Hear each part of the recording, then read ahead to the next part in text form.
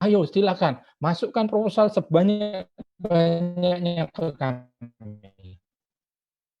Karena apa? Kalau itu akan dipakai untuk negara lain, ya. Ini bisa Bapak Ibu bayangkan, yang sudah dapat itu baru satu, Kota Semarang, untuk pengembangan BRT.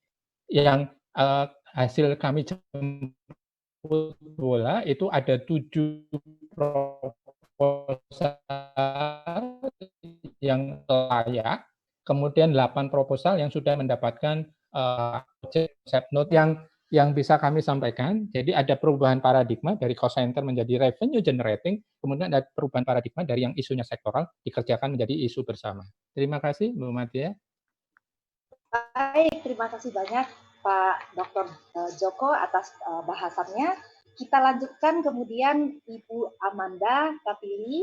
Silakan Bu dengan bahasan Ibu terhadap 3 paparan pembicara tadi. Waktu Ibu 15 menit ya Bu ya.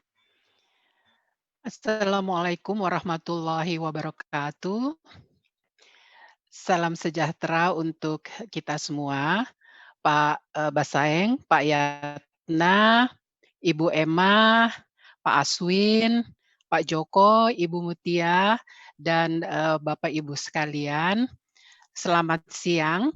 Pertama-tama mungkin kita ucapkan selamat kepada Lembaga Administrasi Negara yang bermitra dengan KL dan juga GGGI berhasil melalui proses yang panjang menghasilkan modul perubahan iklim dan juga tentunya selamat atas kebijakan-kebijakan yang dikeluarkan dari LAN seperti keputusan Kepala LAN nomor 704 tahun 2019 tentang pedoman penyelenggaraan pelatihan pertumbuhan ekonomi hijau yang juga tentunya membahas perubahan iklim.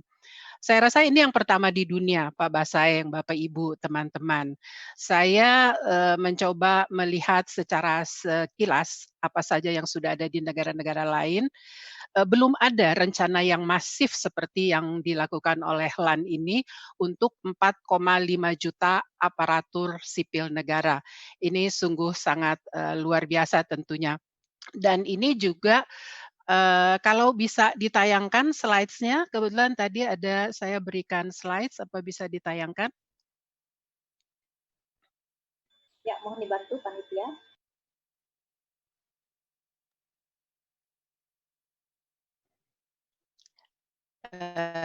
Dari yang pertama mungkin ya, dari cover-nya.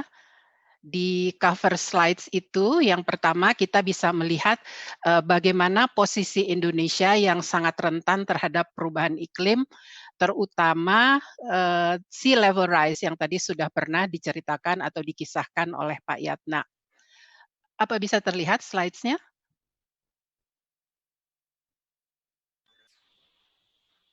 Kalau di saya masih slide terakhir ini. Iya, jadi kalau bisa dimajukan ke slides yang pertama. Bisa dibantu Mas Ardi.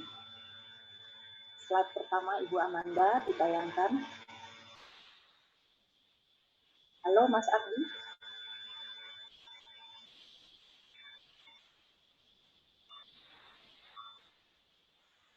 Dalam slides yang pertama ini juga kita bisa melihat bahwa alam semesta sebenarnya adalah sang penguasa, sehingga tidak pantas bagi manusia untuk mengabaikan prinsip keseimbangan. Dengan adanya COVID-19 ini, kita sedang menghadapi kalibrasi terhadap sistem kehidupan.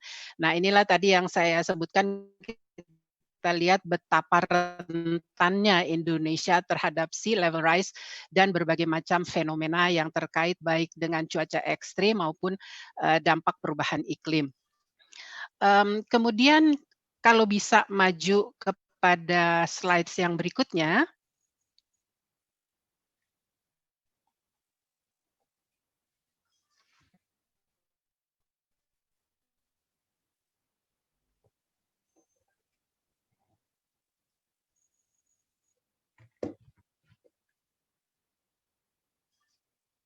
Jadi pada slides yang berikutnya ini, saya ingin mengajak kita melihat semuanya secara holistik. Kalau mendengarkan informasi tadi yang luar biasa bagus yang disampaikan oleh Pak Basaeng dan juga para pembicara dan juga para pembahas, kita melihat atau kita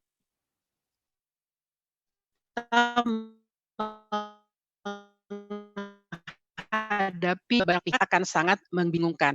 Jadi sepertinya kita haus, kemudian ingin minum segelas air, lalu disemprot dengan selang yang besar supaya kita bisa minum air dari selang tersebut. Sehingga apa yang saya tawarkan adalah kita melihat semuanya secara holistik. Kegiatan manusia tentunya yang menyebabkan perubahan iklim itu yang dibahas sebelumnya, meskipun juga ada peristiwa-peristiwa alam yang menyebabkan perubahan iklim. Dan perubahan iklim ini merupakan masalah global sehingga mobilisasinya harus secara global pula. Mobilisasi sumber daya harus secara global pula. Kita melihat ada dampak, ada bencana dan penghidupan, dan juga solusi adaptasi dan mitigasi yang sudah disebutkan tadi oleh Ibu Emma. Tapi yang terpenting juga bagaimana kita komunikasinya, karena semua stakeholders tentu harus bisa memahami apa yang sedang terjadi, dan yang paling penting lagi adalah political landscape. Ini secara gamblang tadi dijelaskan ya oleh Pak Basaeng dan juga oleh Pak Aswin, itulah landscape politik yang ternyata sangat mempengaruhi bagaimana kita bisa menanggulangi perubahan iklim. Nah, untuk ini tentang adaptasi dan mitigasi, saya juga ingin menyampaikan selamat kepada Provinsi Kalimantan Timur, karena saya ingat sejak tahun 2010 ketika isu ini baru mulai dicanangkan, Kalimantan Timur sudah menghitung emisi dan solusinya, dan secara details, dan juga berbagi informasi kepada banyak provinsi-provinsi lain. Inilah memang kerjasama yang perlu kita lakukan, karena masalahnya terlalu besar dan tidak bisa hanya satu kementerian atau lembaga saja yang mengatasinya, tetapi juga harus diatasi, bisa maju pada slides yang berikutnya. Tadi Ibu Emma sudah menjelaskan ada peran non-state actors. Biasanya kalau masalah-masalah global seperti ini ditangani oleh state actors atau negara, tetapi pada Paris Agreement sudah disebutkan peran non-state actors yang juga diakui. Nah, non-state actors ini juga termasuk subnational seperti provinsi, kabupaten, kota, kemudian sektor swasta, akademisi, masyarakat sipil, masyarakat adat, perempuan dan pemuda yang bisa masing-masing atau secara entitas atau berkolaborasi berperan, dan tentunya perlu ada rekognisi maupun insentif. Tadi juga ini sudah diangkat isunya oleh Pak Joko dan oleh Pak Aswin juga. Tentunya apa yang dilakukan ini semua kalau misalnya kita ingin melihat melalui Paris Agreement, kita seharusnya bisa mengajak non-state actors untuk sama-sama membantu mencapai nationally determined contribution. Terkait dengan peran non-state actors ini, saya ingin bercerita atau memaparkan sebuah informasi tentang pelatihan namanya Climate Reality Global Training. Ini dipimpin oleh mantan Wakil Presiden Amerika Serikat Al Gore. Dalam masa pandemi ini, dalam waktu 1 bulan, Climate Reality berhasil melatih 12.000 orang di seluruh dunia tentang perubahan iklim, bagaimana solusinya, dan juga bagaimana mengajak komunitas untuk sama-sama mengatasinya. Jadi sebenarnya non-state actors ini perannya sangat besar sekali. Yang berikut, pada slides yang berikut saya ingin menggambarkan, pasal 6 dari Konvensi Perubahan Iklim dan juga pasal 12 dari Paris Agreement. Kalau bisa slides-nya dimajukan. Jadi untuk menanggulangi perubahan iklim, diperlukan keterampilan teknis dan juga tentunya pengetahuan. Dan negara-negara sepakat bahwa ini adalah action for climate empowerment. Yang harus diperhatikan adalah pendidikan perubahan iklim, pelatihan atau training seperti yang dilaksanakan oleh lembaga administrasi negara, kesadaran publik atau kesadaran masyarakat, akses publik kepada informasi, partisipasi publik dalam pengambilan keputusan, dan kerjasama internasional. Ini tentunya harus continuous. Ya tentu saja kita bisa mengatakan, oh kami pernah melakukan ini, kami pernah melakukan itu, tetapi bagaimana konsistensinya. Nah, penerapan ke-6 elemen ini dianggap penting dalam menyelesaikan tantangan kompleks yang ditimbulkan oleh perubahan iklim, dan ini juga tentunya terkait dengan Sustainable Development Goals atau tujuan pembangunan berkelanjutan. Pada slides yang berikut, kita lihat, tadi juga para narasumber juga sudah berbicara dan kita tidak bisa lepas dari masalah COVID-19 ini. Meskipun, tenaga, daya, dan lain sebagainya dikerahkan untuk menghadapi pandemi, tetapi krisis iklim tetap harus menjadi perhatian juga, karena kalau tidak diperhatikan maka dampaknya akan sangat mengerikan krisis iklim ini. Dan, ada berbagai riset yang dilakukan, kebetulan yang sudah terdokumentasi ini baru dari Eropa, dan saya rasa juga mungkin tidak akan berbeda jauh kalau kita menggalinya di negara-negara lain, tetapi ini penting yang, perlu dipaparkan adalah bukannya bagaimana kita akan kembali ke keadaan normal seperti sebelum pandemi, tetapi bagaimana kita bertahan dan kita tetap siap. Jadi seperti kalau di perubahan iklim kan adaptasi istilahnya, bagaimana kita beradaptasi. Dan individu merupakan bagian dari, perubahan sosial, tentunya kita harus mempunyai narasumber terpercaya dan juga naratif. Karena sekarang kan banyak yang merasa, tidak mendapatkan keadilan, sehingga itu perlu ada naratifnya dan juga ada perlu visual seperti yang tadi diperlihatkan video-video itu sangat menarik, bukti-bukti kerjasama yang memang harus terus kita lakukan. Berikutnya adalah, slide saya yang terakhir. Kita tidak hanya berbicara mengenai jangka pendek ataupun RPJMN, apa yang akan dilakukan dalam jangka waktu 5 tahun.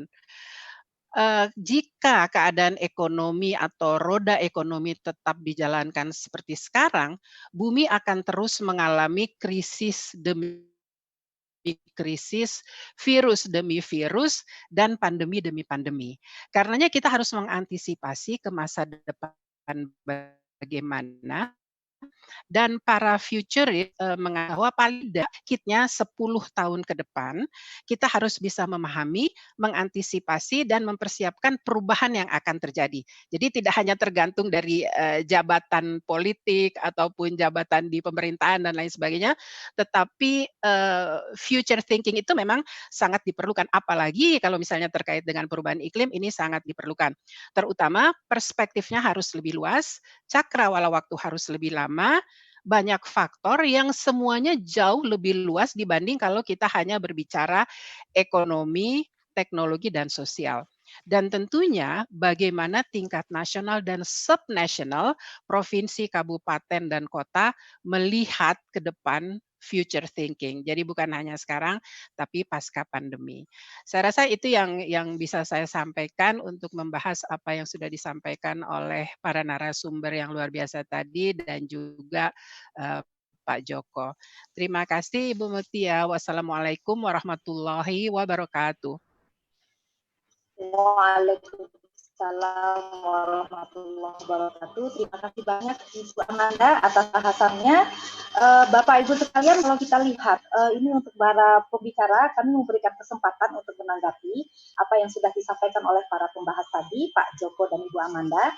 Kalau saya boleh menyimpulkan sedikit apa yang disampaikan Pak Joko, ada beberapa poin penting adalah mengenai bahwa perubahan iklim ini adalah isu sentral, tapi jangan diimplementasikan atau dilihat sebagai isu bersama, sehingga harus dilakukan perubahan paradigma, kemudian juga harus ada perbaikan tata kelola, dan lain sebagainya, dan itu sudah dilakukan reformasi keuangan ya Pak ya di Kementerian Keuangan, kemudian juga ada beberapa instrumen seperti ecological fiscal transfer, dana dari provinsi ke kabupaten itu harus berdasarkan kinerja lingkungan dan lain sebagainya. Kemudian juga Ibu Amanda tadi menyampaikan bahwa dengan berbagai informasi di era teknologi informasi segala macam masuk ke masyarakat luas, maka perlu adanya penguatan dalam hal komunikasi untuk menyampaikan apa saja hal-hal yang perlu dan benar untuk diterima oleh masyarakat.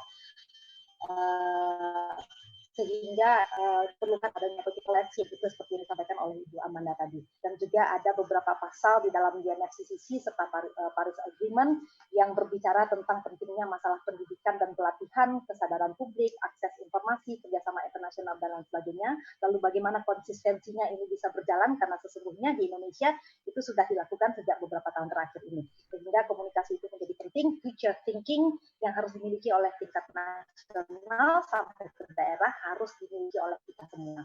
Baik Bapak Ibu pembicara, mungkin saya bisa meminta kita akan diskusi sejenak selama lebih kurang 15 menit. Bapak Profesor Jatna bisa mungkin menanggapi apa yang sudah disampaikan oleh Pak Joko dan Amanda, juga demikian Ibu Emma dan Profesor Aswin. Silakan mungkin apakah Profesor Jatna ingin memulainya mengenai bagaimana kenyataan tentang komunikasi iklim mungkin tadi ya Pak ya, disampaikan oleh Ibu Amanda bahwa informasi itu banyak sekali, terutama mungkin dari perguruan tinggi ya secara saintifik. Itu bagaimana Pak mentransformasikan hasil-hasil penelitian mungkin dari universitas atau perguruan tinggi dikomunikasikan kepada masyarakat luas sehingga tidak terjadi bias informasi. Pak Profesor Jatna, apakah masih bersama kami? Ya, Bu. Terima kasih. Ya, terima kasih Bu Mutia, terima kasih Pak Joko dan Bu Amanda, teman-teman saya. Saya sangat berbahagia sekali karena memang pada kenyataannya kita tidak bisa sendiri ya, untuk isu yang multidisipliner itu memang diperlukan juga apa namanya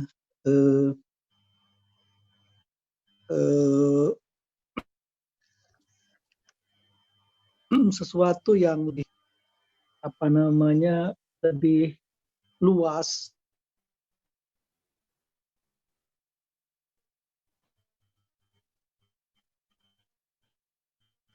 karena ini tidak entah tetapi pihak lain karena ini tugasnya tidak hanya menyelesaikan masa mitigasi tapi juga beradaptasi ya, dan itu semua lingkup global ya, bahkan kepada isu gender ya. Saya senang sekali itu bisa dikatakan demikian. Begitu juga kepada Pak Joko ya, memang mau tidak mau isu tata uang itu, tata kelola, tata ruang dan tata uang itu memang menjadi sangat penting ya, karena saya sih mungkin karena terlalu sering mengirim proposal ke mana-mana ya sebagai orang academician, itu melihat memang perlu ada kerjasama ya untuk misalnya mendapatkan dana-dana itu dan khususnya GCF ya, Green Climate Fund dan sebagainya. Kenapa ini kita masih rasapannya rendah? Karena memang perlu ada visi yang sama ya. Kadang-kadang kita jujur bahwa orang academician itu kan sangat individual dan kedua juga ivory tower ya. Jadi menara gading di dalam singgasananya. Jadi ini yang harus diubah, bukan hanya di tempat itu tapi di academician juga memang harus betul-betul berubah agar kita juga bisa ikut di dalam apa namanya mitigasi dan beradaptasikan mengenai perubahan iklim. Saya kira itu Bu Mutia jawaban saya. Baik, terima kasih banyak Profesor Jatna. Jadi memang perguruan tinggi mengakui ya Pak ya sebagai menara gading, tapi tentu saja kita berupaya agar semua informasi itu dapat tersampaikan secara baik dan benar kepada masyarakat luas.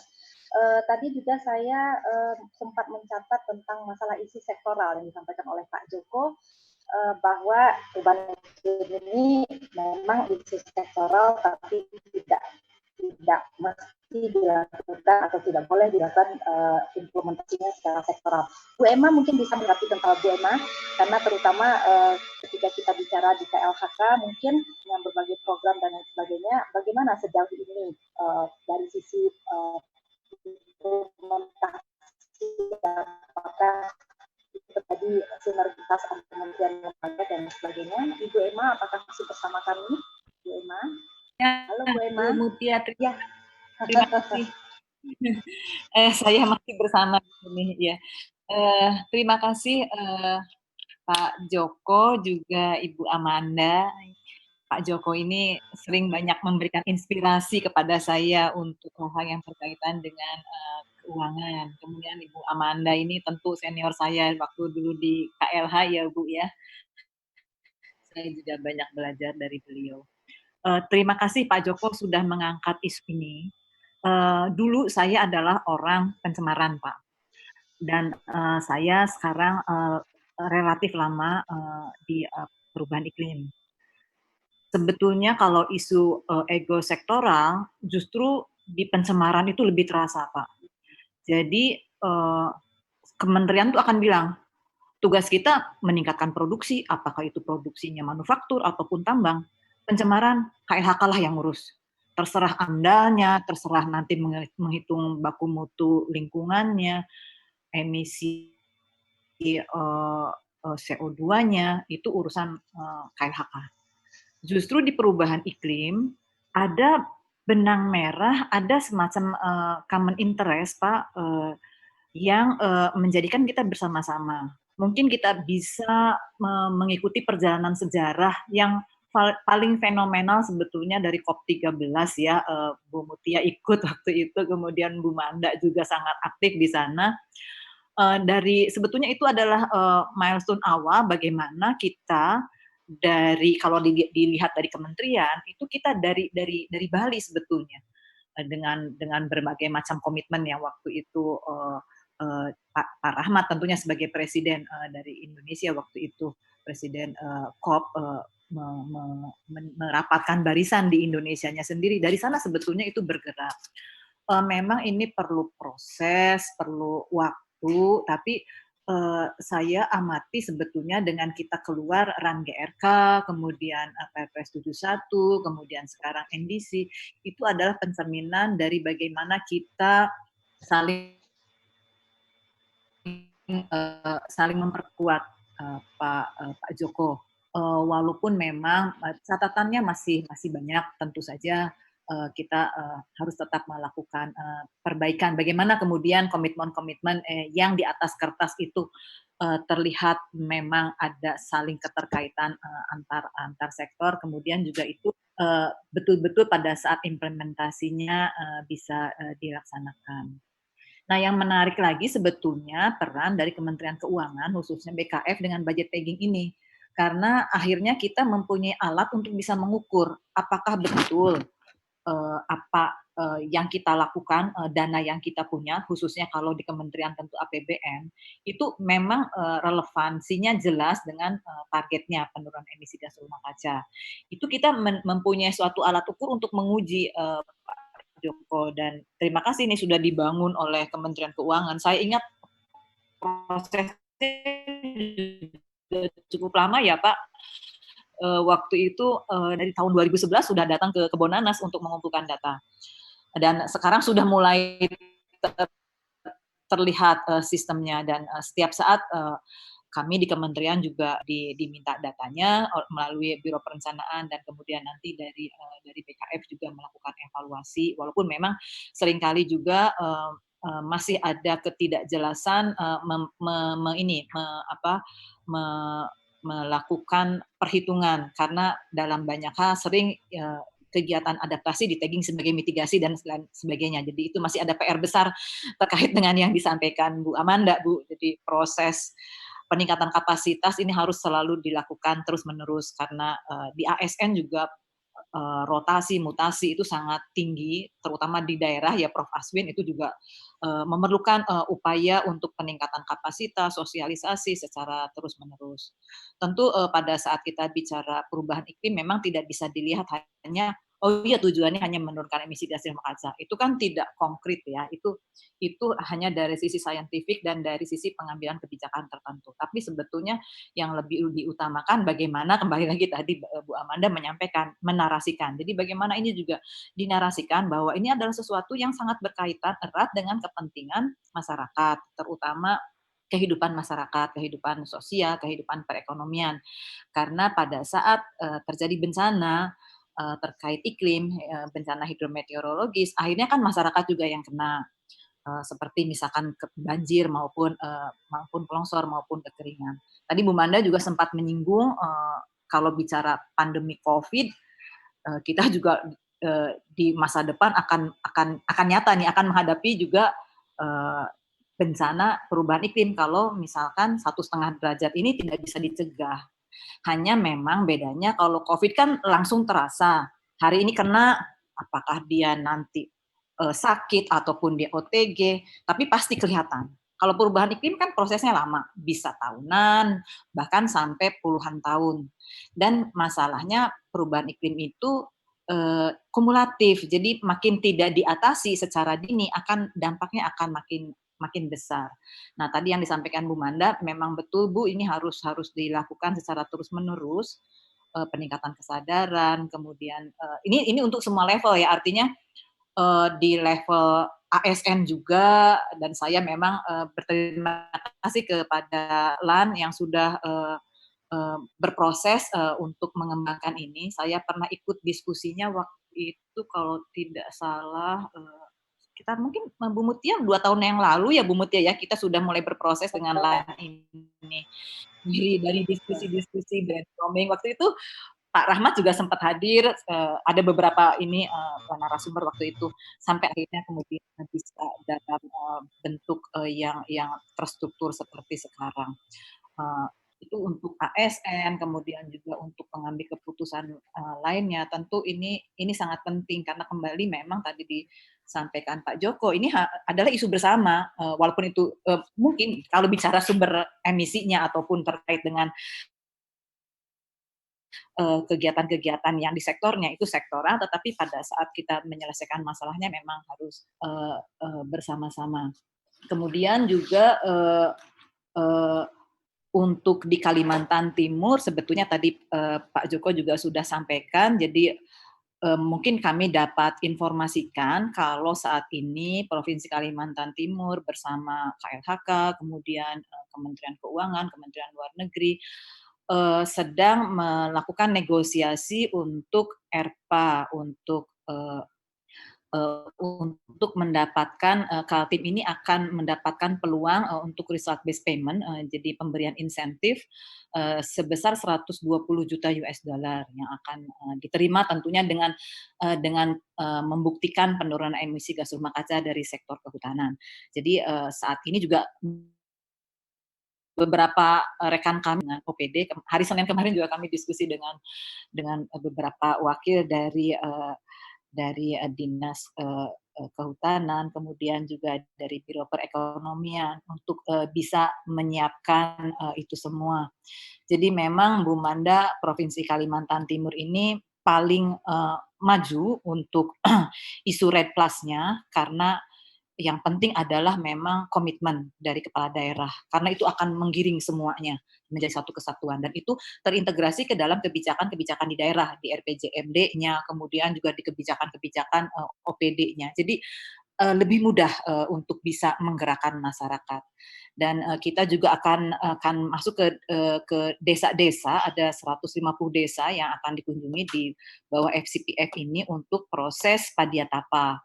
Jadi untuk free prior informed consent untuk REDD Plus, nanti untuk mendapatkan masukan bagaimana nanti kegiatan REDD Plus ini dilaksanakan sampai ke tingkat desa. Mungkin seperti itu, sementara Bu Mutia tanggapan kami terhadap tadi saran dan masukan dari para penanggap, dari Pak Joko dan Ibu Amanda. Terima kasih. Baik, terima kasih banyak Bu Emma. Kalau saya bisa catat tadi Bu Emma menyebutkan bahwa sesungguhnya untuk perubahan iklim isu ego sektoral ini tidak terlalu terasa ya Bu ya.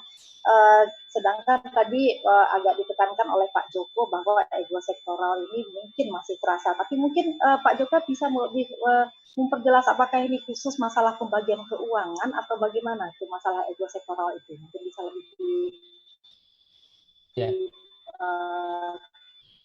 jelaskan lebih lanjut sedikit. Ya. Jadi yang kami maksud dengan ekosektoral itu kan ketika pendekatannya masih tradisional business as usual. Jadi karena kami merasakan sekali itu hal yang sama mungkin dirasakan oleh teman-teman di Bapeda ketika kita bicara isunya di level OPD atau SKPD. Jadi misalnya hari Senin teman-teman KLHK datang, kemudian bicaranya adalah sektor kehutanan yang paling penting. Nanti hari Selasa teman-teman SDM datang pasti bicaranya sama nih. Hari Rabu teman-teman gender datang bicaranya sama lagi itu. Jadi semua sektor itu selalu mengatakan bahwa sektornya yang paling unggul, yang paling penting. Padahal kan sebetulnya tidak seperti itu. yang harus kita bicarakan ketika menjadikan ini menjadi isu bersama, even itu adalah urusan sektoral, tapi ketika kita bisa mengkoneksikan menjadi isu bersama, maka yang pertama kali dipikirkan adalah bagaimana kontribusi kami ke sektor lain, kemudian bagaimana kontribusi sektor lain ke kami. Bicaranya integritas. Dan tidak selalu dikaitkan hanya dengan cost center tadi, hanya selalu dengan pendekatan business as usual, kalau anggarannya naik, kinerjanya naik, kalau anggarannya turun, kinerjanya turun. Tidak, ya. Malah yang lebih revolusioner, kenapa kita tidak misalnya memikirkan pola atau metode sodakoh infak anggaran misalnya. Anggaran perubahan iklim, KPA-nya PPA-nya adalah KLHK, tapi kuasa pengguna anggarannya adalah KLHK, tapi pelaksananya bisa aja di Dignas misalnya. Jadi itu adalah terobosan-terobosan supaya kita bisa bicaranya adalah optimalisasi pendanaan. Baik. Itu. Wah, menarik sekali nih Pak. Bapak menyebut masalah infak anggaran. Namun sebelumnya tadi Bapak juga menyebut ketika merespon tentang ego sektoral yang Bapak maksud, menyebut tentang gimana nih Pak di Bapeda, apakah sampai di daerah ego sektoral ini seperti yang dirasakan atau dialami oleh Pak Joko ketika masing-masing dinas itu kemudian datang dengan isu yang sama dalam waktu yang berbeda, padahal isunya itu juga, kenapa tidak disinergikan atau seperti itu. Silakan Pak Aswin, bagaimana tanggapan Bapak?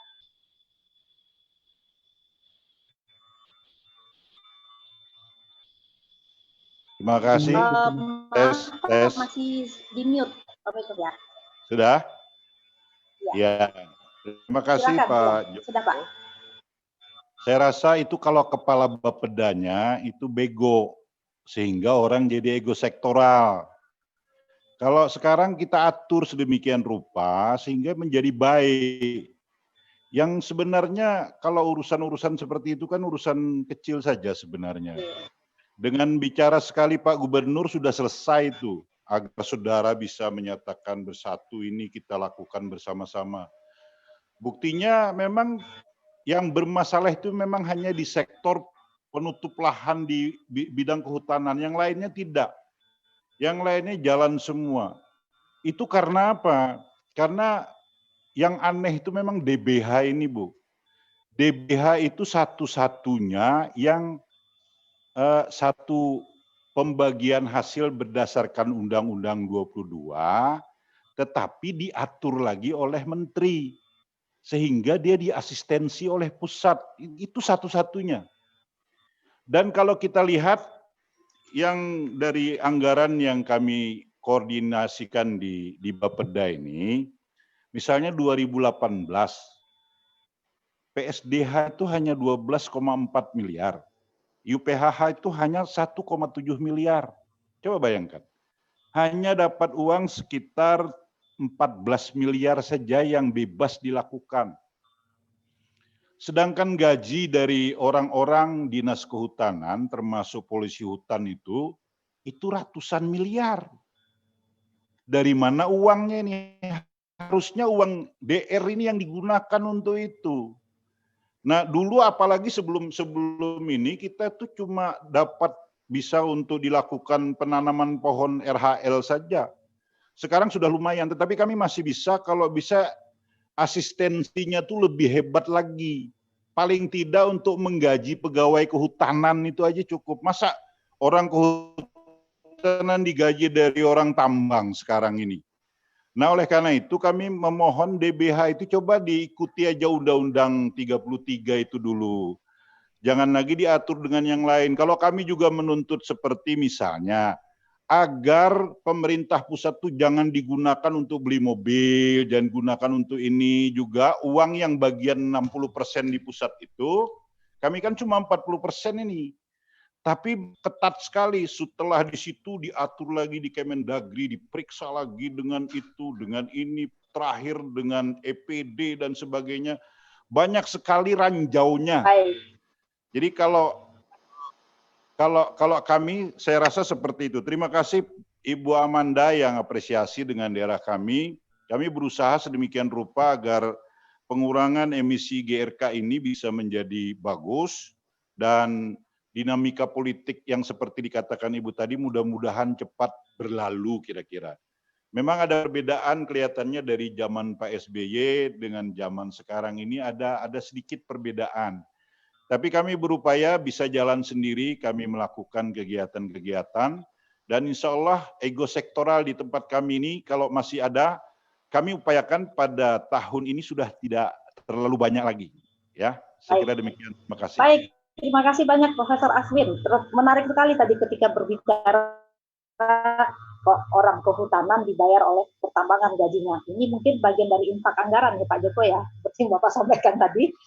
Sayang sekali ini diskusi sangat menarik, namun kita tidak punya banyak waktu. Saya akan beralih kepada Bu Amanda. Bu Amanda, karena mungkin Ibu harus meninggalkan sesi ini lebih cepat. Ibu, mengenai yang tadi sudah disampaikan oleh Ibu Emma, misalnya bahwa memang kita perlu sekali pendidikan perubahan iklim dan lain sebagainya. Sejauh ini Ibu melihat seperti apa ini yang sudah dilakukan oleh misalnya oleh KLHK untuk masalah pendidikan perubahan iklim ini? Bu Amanda, atau mungkin Ibu bisa sekaligus Bu memberikan kesimpulan akhir dari sesi ini sebelum meninggalkan acara ini.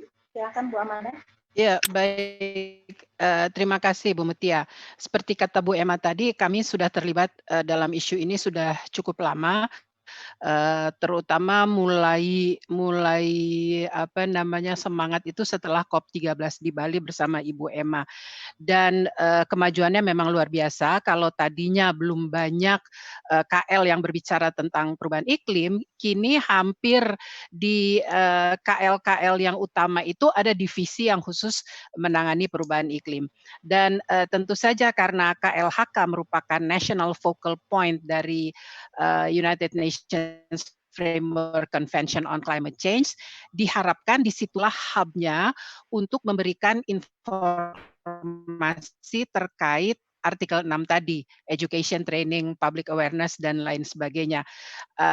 Kalau dilihat, sekarang memang sudah mulai banyak informasi yang bisa diakses oleh publik, terutama melalui website-website KLHK.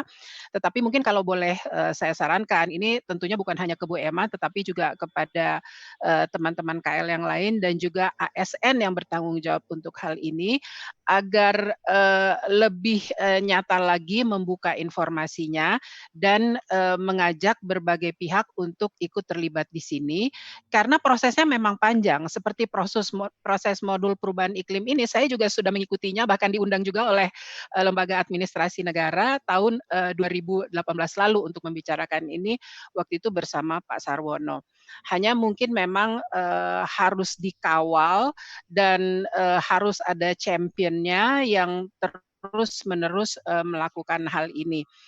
Sudah banyak yang dilakukan, tetapi banyak yang belum tahu. Itu pasti akan ada perdebatan. Kami sudah melakukan ini, tetapi yang lain belum tahu dan lain sebagainya.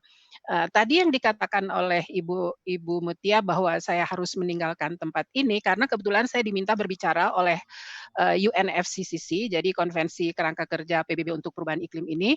Dalam waktu 15 menit lagi akan ada dialog tentang Action for Climate Empowerment termasuk training, khususnya untuk kawasan Asia Pasifik. Dan disitulah saya akan bercerita, mohon izin kepada Lembaga Administrasi Negara, saya akan share informasi tentang Pro Hijau ini karena sangat luar biasa dan yang sebagaimana saya katakan tadi belum ada yang dilakukan semasif ini di negara-negara lain. Tapi intinya peran non-state actors ini tolong diangkat lagi, meskipun kita semua tahu dengan anggaran terbatas, waktu terbatas, dengan desakan-desakan yang seperti kata Pak Joko, semua pihak mengatakan bahwa lembaganya ataupun topiknya adalah yang paling penting. Kalau krisis iklim memang betul Pak, itu yang paling penting sekarang dan perlu kita sikapi bersama-sama. Dan soal training ini jangan ditinggalkan. Saya juga berharap pemerintah daerah, Pak Aswin, saya tahu sekali sejak 10 tahun lalu saya juga ke sana mengikuti pertemuan-pertemuan dengan pemerintah daerah, ini sudah berkembang sangat pesat. Jadi state actors dan non-state actors tolong agar bersama, agar seperti kata Pak Joko tadi, bisa sama-sama biayanya bisa kita tangani bersama juga untuk mencoba menyikapi krisis iklim ini. Makasih. Baik, terima kasih banyak Bu Amanda atas closing statement terakhir karena Ibu mungkin harus meninggalkan tempat. Sebelum Ibu meninggalkan, kami mengucapkan terima kasih yang luar biasa Bu atas bahasannya. Memang isu masalah pendidikan dan pelatihan untuk perubahan iklim ini masih terus harus dilakukan walaupun kita sudah memulai bertahun-tahun yang lalu masalah ini, tapi seolah-olah kita tidak cukup hanya sampai di sini, tapi harus berlanjut. Terima kasih sekali lagi Ibu. Silakan jika Ibu memang harus menghadiri UNFCCC meeting, kami ucapkan selamat, mohon sampaikan pesan-pesan dari Indonesia bahwa kita sebenarnya sudah lumayan maju gitu ya Bu ya, Bu Amanda ya, terutama dalam hal pelatihan dan pendidikan dalam perubahan iklim. Terima kasih Bu Amanda. Terima kasih. Baik. Assalamualaikum. Waalaikumsalam warahmatullahi wabarakatuh. Baik, Bapak Ibu, sepertinya kita sudah harus memasuki sesi tanya jawab dari para peserta karena saya lihat di kolom Q&A itu sudah banyak sekali masuk pertanyaan, bahas dari awal pagi tadi sampai akhir ini luar biasa menarik. Sayang sekali kita dibatasi oleh waktu, namun mudah-mudahan dalam waktu sisa yang kurang dari setengah jam ini kita bisa menggali lebih dalam lagi beberapa hal yang Bapak Ibu pasti ketahui lebih banyak lagi. Seperti yang sudah disampaikan oleh panitia tadi, karena 38 Q&A kalau saya lihat di kolom chat ini tidak mungkin kita layangkan semuanya kepada para pembicara, mungkin juga termasuk Pak Joko pembahas. Panitia sudah memilih berdasarkan like dari peserta. Ini pertanyaan pertama ini ditujukan kepada Pak Joko. Wah, ini menarik sekali nih Pak, masalah keuangan ya. Pak Joko justru dapat pertanyaan pertama. Nama penanya dari Ibu Ceria ya, Ibu Ceria yang selalu ceria. Instansi Drive Innovation for Alternative Livelihood atau AIO ya, AIO.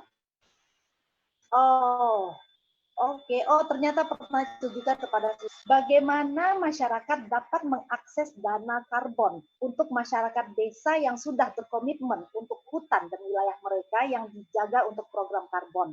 Apakah masyarakat di desa atau adat mendapatkan langsung manfaat terkait peningkatan ekonomi? Karena selain menjaga hutan untuk mengurangi emisi, masyarakat di sekitar hutan juga perlu peningkatan ekonomi untuk pemanfaatan hutan.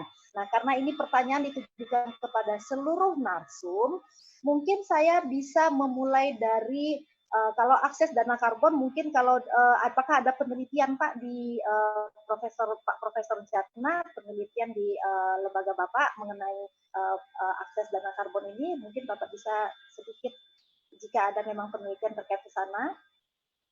Ya, terima kasih Bu Mutia. Kita memang tadi fungsi universitas sebenarnya banyak meneliti mengenai dampak, tapi juga opportunity mengembangkan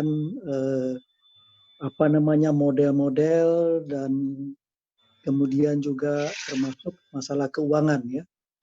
Jadi kita pernah misalnya meneliti masalah REDD untuk masyarakat desa ya. Ada satu desa di Jambi kita teliti bagaimana membuat suatu program REDD di level tingkat desa. Itu kita sudah buat, sebenarnya lebih simpel dan karena memang ini masih voluntary dan kita sudah tahu bagaimana pembagian keuntungannya dan sebagainya. Tapi kan ini kan belum ada rejimnya ya di dalam REDD itu. Masih terkendala dengan artikel 6 di UNFCCC. Tapi Bapak Ibu sekalian, memang kita sudah juga meneliti mengenai kemungkinan biokarbon misalnya dengan di tempat konservasi sekalipun, ya dengan cara namanya kita buat Rainforest Standard. UI dengan Columbia University sudah melakukan riset mengenai itu, sehingga kita namanya Rainforest Standard. Ini sudah distandarkan dan kita sudah uji cobakan di Bali Barat. Jadi Bapak Ibu sekalian, memang kita sebagai pusat perubahan iklim, kita risetnya tentu saja banyak kerjasama dengan luar, tetapi juga untuk untuk pekerjaan di Indonesia kebanyakannya, termasuk tadi yang disebutkan pada level komunitas atau masyarakat adat. Saya kira itu. Terima kasih, Bu. Baik, terima kasih banyak Pak Profesor Jatna. Berarti mudah-mudahan nanti uji coba yang sudah dilakukan di Bali Barat ya tadi kalau tidak salah Pak ya, bisa menjadi diperluas untuk diimplementasikan lebih luas lagi di berbagai daerah lainnya di Indonesia. Baik, saya beranjak kepada Ibu Emma. Ibu mungkin bisa menjawab pertanyaan yang disampaikan tadi, Bu. Ya, terima kasih Bu Mutia. Iya, kembali saya ingin menyampaikan mengenai RED Plus. Jadi saat ini saya sampaikan kembali, kita sudah menerima komitmen untuk pemberian insentif dari pemerintah Norway sebesar 56 juta US dollar dan GCF yang baru-baru ini disetujui itu sekitar lebih dari 100 juta. Nah, ini dapat digunakan oleh seluruh wilayah dari Indonesia. Artinya siapapun yang memang merasa mempunyai peran dalam menjaga hutan, kemudian dalam menjaga hutan artinya meningkatkan tutupan lahan ataupun betul-betul menjaga hutan itu sama sekali tidak mengalami alih fungsi lahan. Itu bisa mengakses dana itu Bu Mutia. Nanti dana itu akan dikumpulkan ke BPDLH. Jadi kalau di KLHK kita yang membangun bagaimana memastikan penurunan emisi gas rumah kacanya itu dapat terjadi dan dapat diverifikasi. Kemudian itulah yang nanti kita akan sampaikan kepada negara-negara untuk mendapatkan insentif. Nah, karena kalau untuk Norway dan dari Green Climate Fund itu cakupannya adalah nasional. Jadi siapapun dari seluruh wilayah Indonesia bisa menggunakan dana tersebut.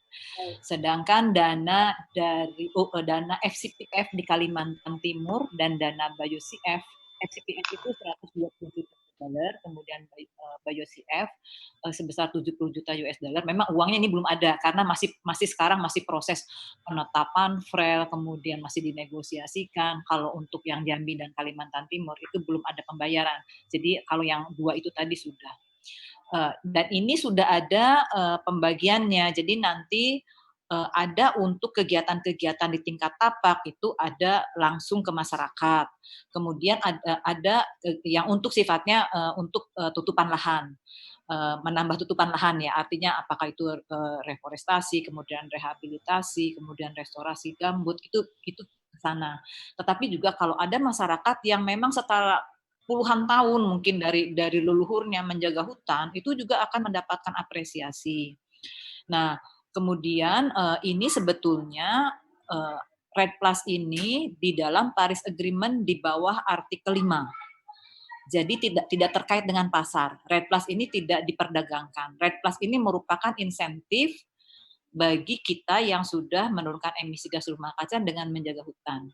Jadi itu bisa Bu Mutia, hanya memang masyarakat harus dibantu, tetap harus ada proposal, masuk dulu ke SRN-nya KLHK, kemudian di sana dicek dulu betul tidak terjadi penurunan emisi gas rumah kaca. Kalau betul nanti ada persetujuan dari KLHK, baru masuk ke BPDLH yang tadi disampaikan oleh Pak Joko. Nanti kalau udah setuju, baru kemudian uangnya akan dibayarkan ke lembaga pengelola keuangan yang ditunjuk nantinya. Jadi seperti itu sudah ada sih sebetulnya Bu Mutia. Dan ini di dalam negeri, maksudnya uangnya itu sudah menjadi uang Indonesia gitu. Jadi bukan dengan pemerintah luar lagi.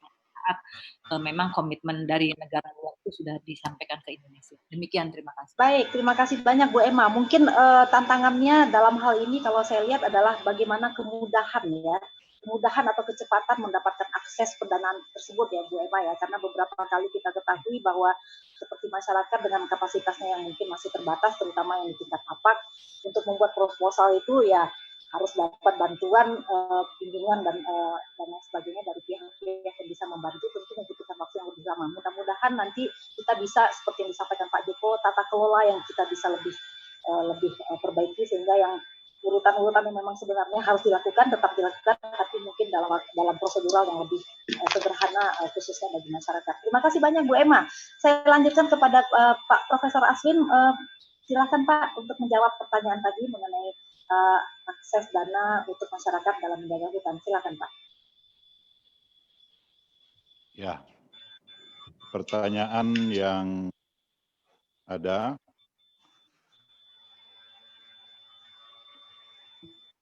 Kami sudah menyampaikan sebenarnya ada slide kami, slide di terakhir kedua, itu sebenarnya sudah kita sampaikan bahwa potensi-potensi yang bisa kita lakukan kepada masyarakat kita, dan alhamdulillah yang kita usulkan sudah direspon oleh Bu Emma, tinggal lanjutnya saja lagi. Mudah-mudahan nanti yang bilang untuk semua di Indonesia bisa mengajukan tadi, sebenarnya lumayan juga di daerah kami untuk usulan-usulan seperti itu. Kalau memang dibuka, pertanyaan-pertanyaan yang ada memang kalau kita perhatikan seperti itu adanya. Mereka ingin insentif itu nyata seperti itu. Kalau kami melakukan A, kami dapat apa? Karena apa? Kalau misalnya kita menggunakan BBM jenis B30 misalnya, lalu apa yang kami rasakan yang nyata perubahan itu, sementara peralatan-peralatan itu ada yang cocok, ada yang tidak, dan sebagainya. Nah, demikian juga di lain kegiatan yang mungkin bisa dilakukan. Nah, yang paling mudah sebenarnya dilakukan itu dalam pengendalian urusan gas rumah kaca ini, apabila itu tidak hanya alasan tentang saintis iklim itu sendiri sebenarnya. Kalau itu ada kepentingan mendesak dari masyarakat, itu mudah sekali untuk dilakukan sebenarnya. Nah, mungkin ada contoh-contoh yang bagus yang bisa kita tularkan kepada masyarakat melalui media sosial, bahwa kalau kita tidak melakukan penutupan lahan dengan baik itu bisa korengan, itu lebih mudah sebenarnya. Tapi kalau hanya cerita tentang CO2 menurun dan sebagainya seperti yang kita ketahui, kita orang yang memang belajarnya di situ, orang-orang pasti ini, itu mudah saja memahaminya. Tapi bagi orang yang pegawai-pegawai yang belum juga tidak terlalu memahami dengan baik sebenarnya. Oleh karena itu saya sependapat sekali kalau LAN nanti itu melakukan kegiatan-kegiatan ini seperti kegiatan pengembangan kompetensi teknis yang seperti ini. Saya beberapa lama di BPSDM itu memang sangat diperlukan. Yang paling intens dengan kami di BPSDM itu adalah lembaga pengembangan konstruksi yang lelang-lelang itu yang sekarang ini yang paling konsen sebenarnya. Kalau yang dari LHK ini bisa, sekarang masih banyak dari KPK juga turun. Mudah-mudahan dengan adanya audit sumber daya alam dan sebagainya ini bisa bagus. Saya kira seperti itu.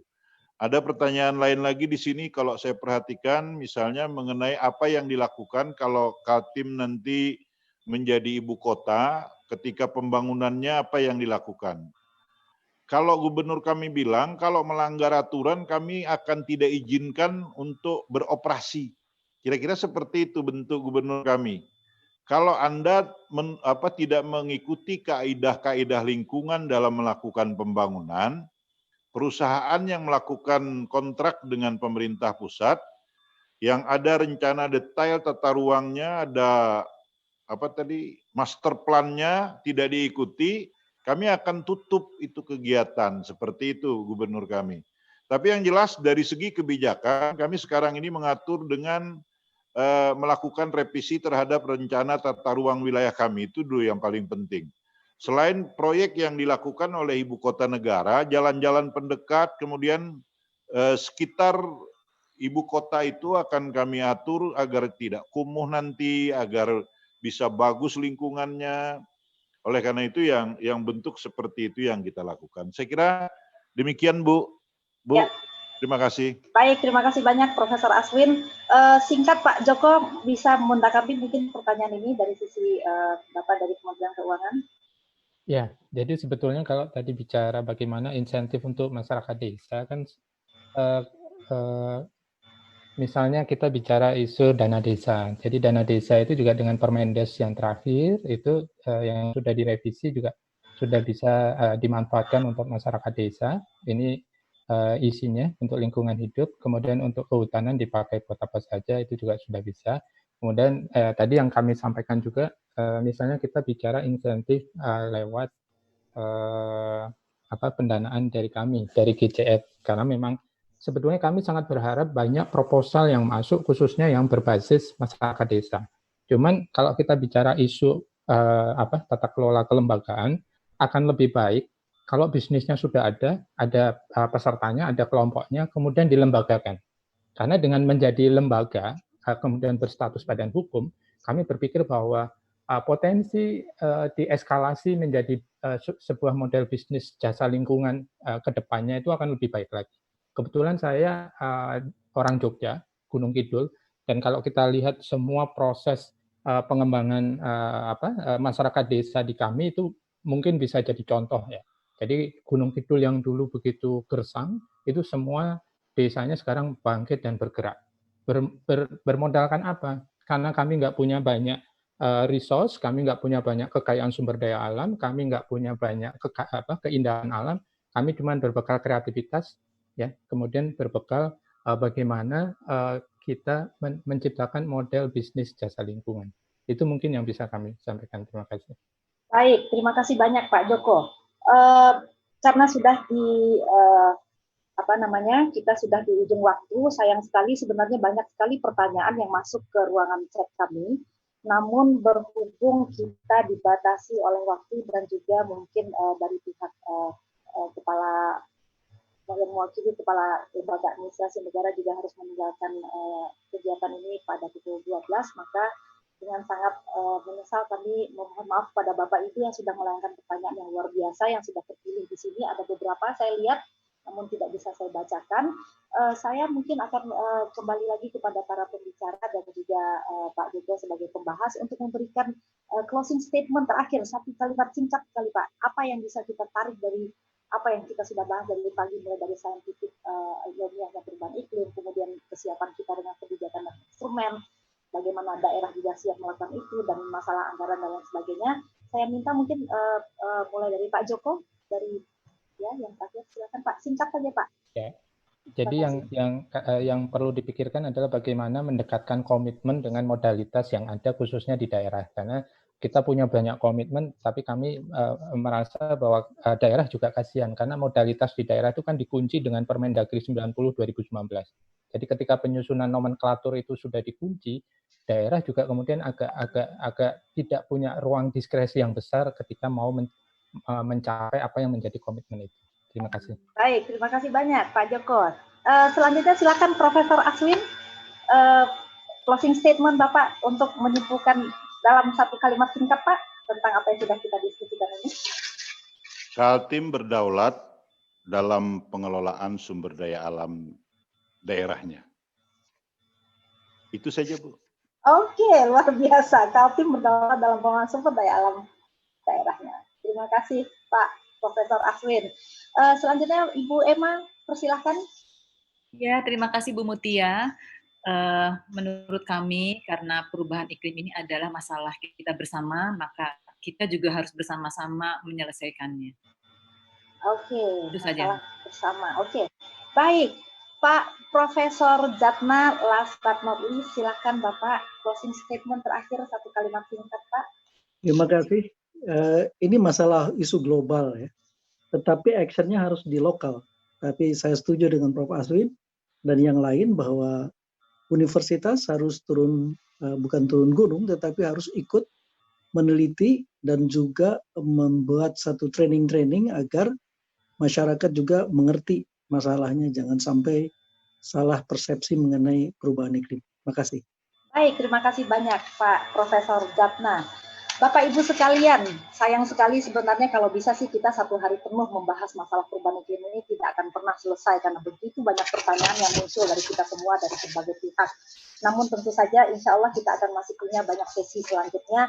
Mudah-mudahan juga masa COVID ini bisa segera berakhir sehingga pelatihan untuk Pro Hijau ini bisa kita lakukan secara offline dan masif seluruh Indonesia. Dan sebelum saya mengakhiri sesi ini, izinkan saya untuk sedikit merangkum apa yang sudah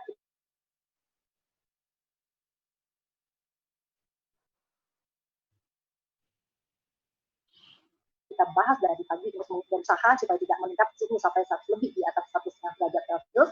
Kemudian kita tentu saja sudah mempunyai banyak sekali kebijakan dan instrumen yang kita terapkan untuk mencapai target pengurangan emisi yang kita sudah tetapkan 29% untuk upaya dalam negeri. Dan ternyata di daerah kita mempunyai berbagai masalah, terutama masalah kewenangan yang tadi sudah disampaikan juga bahwa pembagian kewenangan itu harus diikuti dengan pembagian masalah keuangan juga. Jadi tidak hanya masalah keuangan, juga harus diikuti dengan perbaikan tata kelola sehingga semua bisa melakukan atau mengimplementasikan isu perubahan iklim ini secara bersama, melihatnya sebagai isu sektoral tapi implementasi sebagai isu bersama. Lalu juga disampaikan tadi kita bahas banyak sekali tentang perlunya peningkatan kapasitas untuk seluruh pihak dengan antara lain melalui pendidikan dan pelatihan, yang salah satunya insya Allah menjadi pionir pelatihan di lembaga administrasi negara untuk pelatihan Pro Hijau ini, dan juga ada pesan dari pentingnya sinergitas antara peran non-state actors dengan state actors bagi antara masyarakat dan pemerintah, bagaimana secara bersama-sama juga dikaitkan dengan anggaran sehingga bisa lebih terefisiensikan penggunaan anggarannya. Dan juga ada satu hal yang menarik yang saya dapatkan tadi adalah bahwa ketika pemerintah daerah telah memiliki visi atau paradigma kepemimpinan berempati, maka ketika ada kepentingan mendesak dari masyarakat, maka itu akan dengan mudah dilakukan dengan cara pemerintah turut langsung ke masyarakat bersama-sama dengan masyarakat melakukan apa yang bisa dilakukan, tidak lagi membedakan ini kegiatan pemerintah ataupun kegiatan masyarakat. Dan terakhir adalah juga ada usulan untuk melakukan pemberdayaan masyarakat, menjadikan masyarakat menjadi badan hukum sehingga dengan mudah dapat mengakses dana-dana yang tersedia yang tadi menurut disampaikan itu sudah ada menjadi milik Indonesia, hanya bagaimana masalah mengaksesnya saja yang perlu kita punya strategi yang lebih jitu. Demikian kesimpulan dari satu sesi yang luar biasa kalau menurut saya. Sayangnya sekali lagi Bapak Ibu yang sudah hadir, saya lihat konsisten dari awal sampai akhir 272 peserta.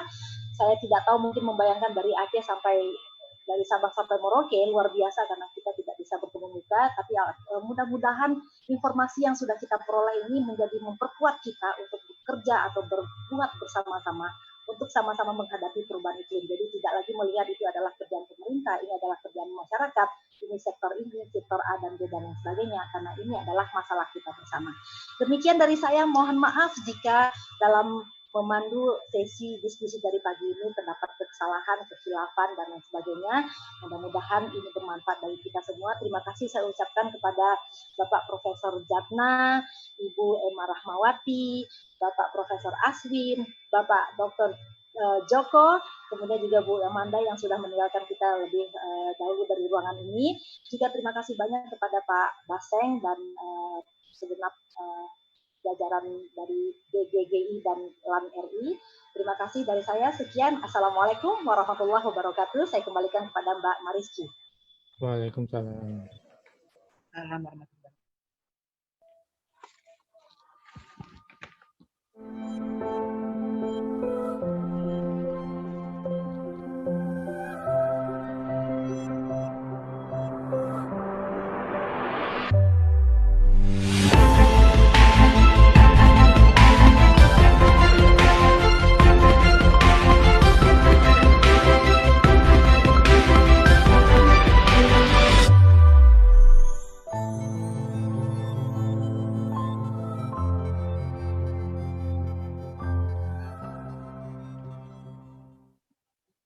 Rangkaian webinar Pro Hijau Series, volume yang pertama kita dengan tema Upaya Indonesia dalam Menanggulangi Perubahan Iklim.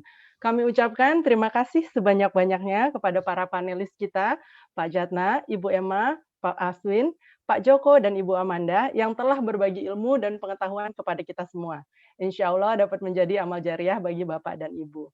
Dan tentunya terima kasih banyak kepada fasilitator handal kita, Ibu Mutia, yang telah memandu jalannya sesi dengan sangat baik. Terima kasih Mbak Tia. Sebagai penutup, kami mengundang dengan hormat Pak Caca Syahroni, SIP MSI, Kepala Pusat Pengembangan Kompetensi Teknis dan Sosial Kultural Aparatur Sipil Negara dari LAN, untuk dapat menyampaikan beberapa kata sekaligus menutup acara. Kepada Pak Caca, kami persilahkan. Baik, terima kasih Ibu Mariski. Assalamualaikum warahmatullahi wabarakatuh. Selamat siang, shalom, salam sejahtera untuk kita semua, Om Swastiastu, dan salam Pro Hijau. Yang kami hormati para narasumber yang masih bergabung, Prof. Yatna Supriyatna, kemudian Ibu Emma Rahmawati, Profesor Dr. Aswin, para pembahas, Bapak Dr. Joko Tri, tadi sudah pamit lebih dulu Ibu Dr. Amanda Katili, ya, host, Ibu Mutia, ya, rekan-rekan tim GGGI dan para kolega dari lembaga negara, Ibu Bapak, para peserta webinar yang kami banggakan, alhamdulillah. Ya, dari pagi sampai dengan siang telah terlaksana kegiatan webinar series Pro Hijau untuk volume 1 ini, dan kami sekali lagi menyampaikan ucapan terima kasih atas nama pimpinan lembaga negara. Mohon izin tadi Pak Baseng karena ada kegiatan, beliau meminta kami untuk menutup kegiatan pada siang hari ini. Ibu Bapak yang kami hormati, sekali lagi kepada para narasumber, para peserta, ya, ini adalah bagian dari upaya yang kita lakukan bersama-sama. Kalau tadi ada istilah baik state actors maupun non state actors, saya kira ini adalah kolaborasi yang luar biasa. Tentu dengan dukungan yang luar biasa terus dari Global Green Growth Institute, ya, sehingga kegiatan ini bisa terlaksana. Ya, Bapak Ibu sekalian, Lembaga Negara atau LAN RI dan Global Green Growth Institute atau GGGI Indonesia menyelenggarakan serangkaian webinar Pro Hijau yang dimulai pada hari ini dengan series atau volume pertama tentang modul perubahan iklim. Kami berharap series webinar yang perdana ini memang diinisiasi sebagai bagian dari forum microlearning yang telah kami susun dari modul-modul pelatihan Pro Hijau yang disusun untuk kebutuhan pengembangan atau penguasaan kompetensi teknis, khususnya di pengarus utamaan pertumbuhan ekonomi hijau, bagi ASN, dan juga tentunya bagi masyarakat secara luas. Pemilihan perubahan iklim sebagai tema seri yang pertama ini memang dilandaskan pada agenda dan komitmen, ya, pemerintah Indonesia untuk menekankan pendekatan pembangunan rendah karbon dan program pengurangan emisi gas rumah kaca sesuai dengan kesepakatan Paris. Ya, kami menyampaikan sekali lagi terima kasih dari dialog tadi, banyak hal yang bisa kita gali, ya, bagaimana persoalan-persoalan perubahan iklim ini tidak hanya sekali lagi mulai dari aspek koordinasi kebijakan, ya, juga mindset pembangunan, ya, yang dimulai tidak hanya isunya secara sektoral, tapi penanganannya dilakukan secara lintas instansi. Ya, mudah-mudahan Ibu Bapak nanti berkenan untuk kami undang dalam program webinar series volume berikutnya, dan insya Allah dari tadi pagi kami terus memantau 275 lebih, ya, audiens yang tergabung dalam Zoom meeting, belum di YouTube channel, dari sekitar 500 lebih peserta yang register, ya, dan alhamdulillah ini cukup bagus untuk memulai langkah kita, dan semoga apa yang kita lakukan dan kontribusi yang Bapak Ibu lakukan pada hari ini bermanfaat untuk bagaimana nanti terutama mendukung adanya komitmen dan kerja kita menuju lingkungan yang lebih manusiawi dan kondusif untuk Pro Hijau ini bisa terlaksana. Demikian, dan kami mohon maaf, mudah-mudahan kita bersemu di lain kesempatan. Terima kasih. Wabillahi taufiq wal hidayah. Wassalamualaikum warahmatullahi wabarakatuh. Selamat siang dan sampai jumpa. Salam Pro Hijau. Ya, terima kasih Pak Caca. Bapak dan Ibu, dengan demikian rampung sudah webinar Pro Hijau Series volume pertama kita hari ini. Mohon Bapak dan Ibu dapat mengisi absen dan lembar evaluasi dari tautan yang diberikan, bisa diklik di bit.ly/eval-iklim. Tolong dapat diisi dengan secara lengkap. Setiap peserta akan mendapatkan sertifikat, dan 200 orang pertama yang mengisi lembar evaluasi akan mendapatkan souvenir yang akan dikirimkan ke alamat Bapak dan Ibu sesuai dengan alamat lengkap yang disampaikan di lembar evaluasi. Kami dari panitia memohon maaf bila masih terdapat kekurangan dalam penyelenggaraan acara. Sampai jumpa di acara Pro Hijau Series berikutnya. Terima kasih atas partisipasi Bapak dan Ibu sekalian. Assalamualaikum warahmatullahi wabarakatuh dan salam hijau. Waalaikumsalam.